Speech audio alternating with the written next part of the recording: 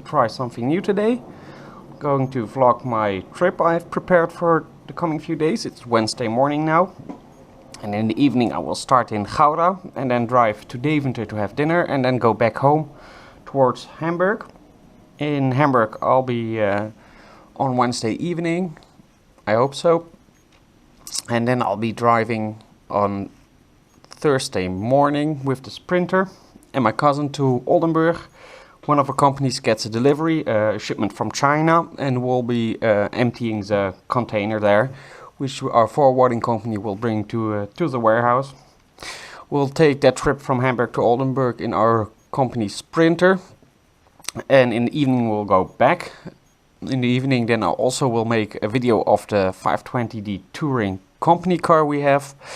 I have to do it fast because we're going to change the car on Friday. We're going to head down to the BMW Welt.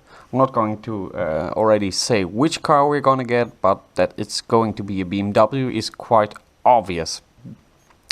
Then on Friday also we'll drive back towards Hamburg. That will be about, I think, 1500, 1600 kilometers on that day. But we've done that tour before. So we'll be back at night, I think, and on Saturday morning I'll be heading back towards Amsterdam, but first I'll make a stop at Dat Autohus. It's a big second-hand car dealer in Germany, mostly focused on ex-leasing cars, and I'll just be going through the rows of cars they have there. I think they have about 3,000 cars in stock at any moment, just to look and see if there's maybe something interesting which might replace my current BMW 320i, which has done now about 184,000 kilometers, and there are quite some expensive repairs coming up, so I'm just judging from should I keep the car, should I sell it for something bigger, maybe a 3 Series F30 or a 5 Series F10, and then a diesel, because I'm driving about 70,000-80,000 kilometers a year, not all on the 320i, but it's quite a costly adventure. I think I'll save about 150 or 200 euros only on fuel if I can change towards a diesel car. But I'm just going through the roads just to see if there's something interesting. And obviously I will take you with it. And I'm just going to try and see if vlogging works out for my Guitigefilmpjes channel or not. And there's my little 320i, starting the first stretch of my journey. I received the information today that the registration for the new car, which we pick up in 2 days, isn't ready yet, and it has to be by tomorrow. So it's going to be a nice, exciting development to see if the registration is ready in time. Well, as mentioned, there it is, the first part of my journey. It will take about 140 kilometers and 1.5 hours. So just let's see what's going on the roads. Okay, there are just some emergency vehicles, no traffic jam yet. Another interesting part is if I can manage to drive to my gas station near Bremen, where I want to fill the car up, because in Germany petrol is quite a bit cheaper, especially Euro 98, which I use for the 320i.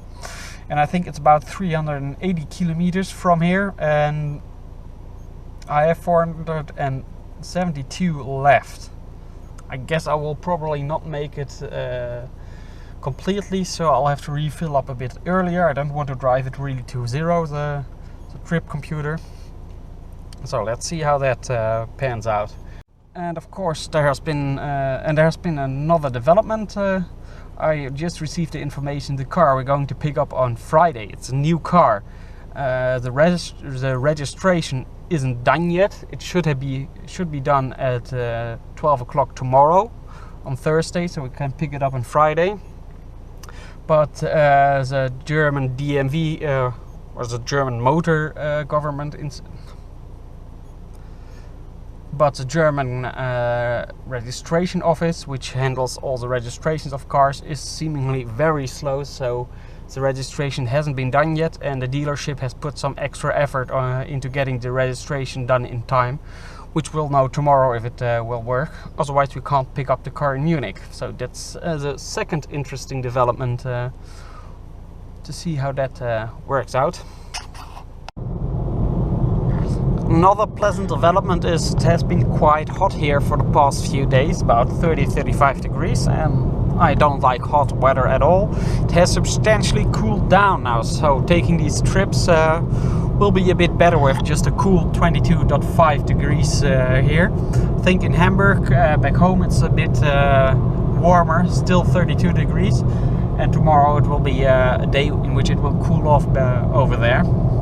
So as we have to unload a container for one of our companies, it shall be interesting to see if it's still really hot unloading the container, or the temperature will also be at the levels we can find here in the Netherlands.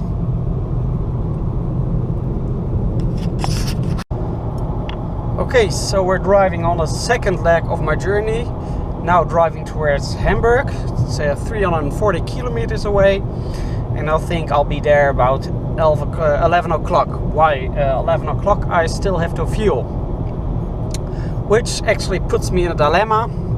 My car says I can drive for another 260 kilometers, and the petrol station where I want to go in Oiten is about 250 kilometers away. As you can see, I'm not driving very fast, but in Germany I'll probably will drive a bit faster, and then my range also will decrease, so I probably will not make it towards Oiten. Oiten is near Bremen, so I'll probably will have to fill the car up earlier. I think I might go to Rheine.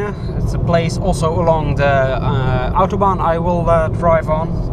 And I know the place, I've been there quite a lot for the past few times. But for now, I probably won't make it to Bremen/Oiten. So now we're near the German border. I guess I have to fuel first, or I have to fuel up in about 100 kilometers. You have the cones to the right, just to prevent trucks from stopping on the hard shoulder or parking there.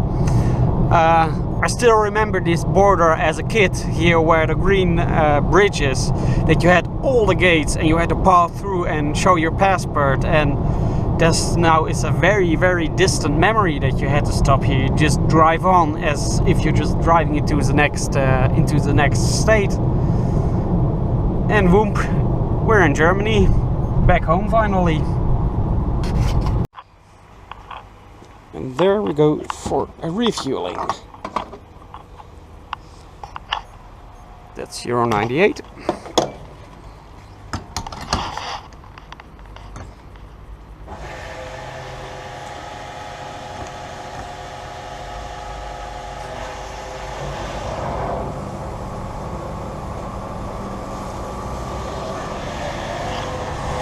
And here it's just 152.9.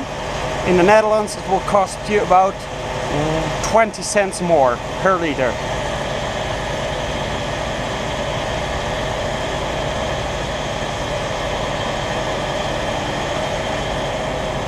We're here in front of Mercedes-Benz, and this is just the trucks and the vans.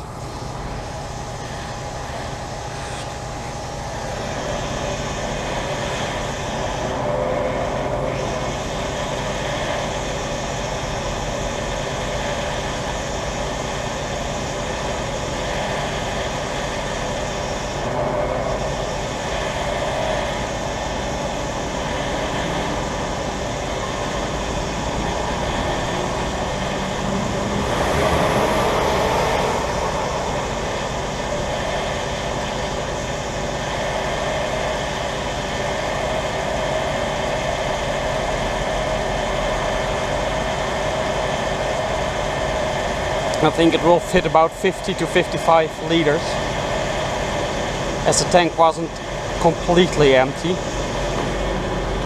Oh, there we are. Not even 50.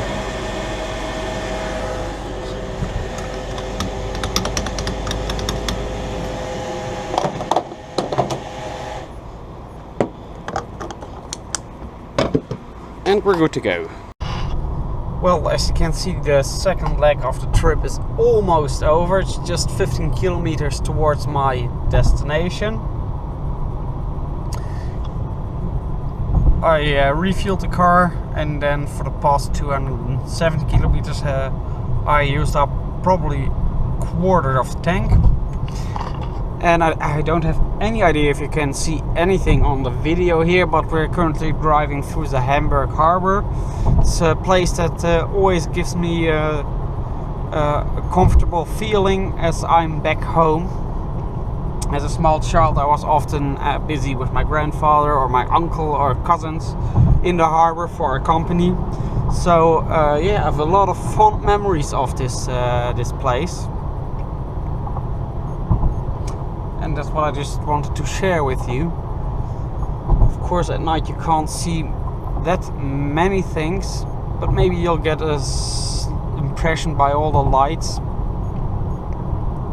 To the left we have a container terminal, and you can see, maybe even see some of the container ships unloading and loading containers here at the port. This is actually also the container terminal where our containers did come in, which we're gonna unload tomorrow.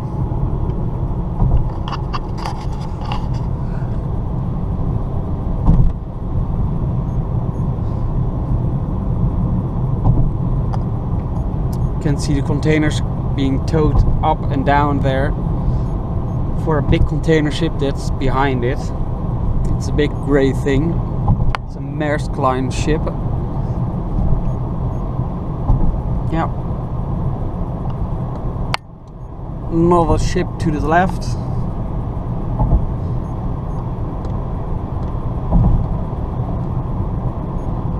And this place always thinks I'm almost home. Makes me feel like I'm home. And then we're just going to drive through the Elb tunnel. Usually there are lots of traffic jams here, but in this case there are none. So we chose the right time to travel through the Elb tunnel. And I'm there, signing off for today. Okay guys, this is day 2 of my trip. There's a big silver van you can see in the distance. I don't know if you can see it quite well from here. That's the Sprinter van we're going to take today to drive towards Oldenburg, towards our company location. Our container will be delivered at about 10 o'clock. We'll manage to be there at 10 or at 9:30, and then we'll just by hand empty the container and then load everything into our warehouse and take some of the merchandise with the Sprinter. That's the reason why we take the Sprinter. You can see that my 320i is standing in front of the Sprinter, and it's quite, even though it's holiday period, it's quite a busy day here in Hamburg again. So as you can see, I've changed cars now. I'm going from my BMW to a Mercedes-Benz Sprinter van. It's the one with the regular roof and the long wheelbase. And I have to say, it's not a new version, but a facelift of the previous model. It's about 1 year old now, and it's quite a nice vehicle. I like the steering wheel a lot. It has the leather, all kinds of buttons on it. We have the sat-nav here and the radio with the screen. Obviously it's not like a regular E-Class or S-Class, but I think for a van it looks quite nice.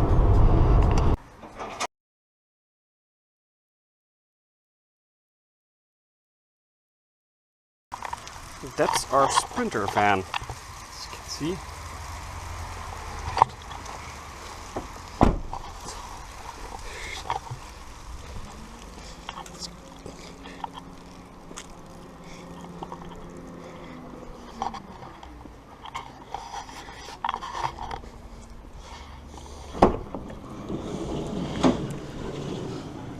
The merchandise.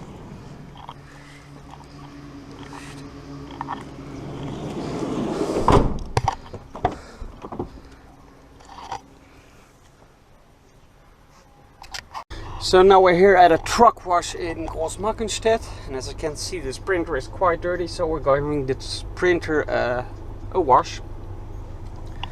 This car is also equipped with a blind spot sensor, I think they call it, so if you want to change lanes and there's a car just next to you, it just indicates that it's not a wise thing to do. Just a look at the consumption. We've driven now for 260 kilometers and had a consumption of 9 liters on 100 kilometers.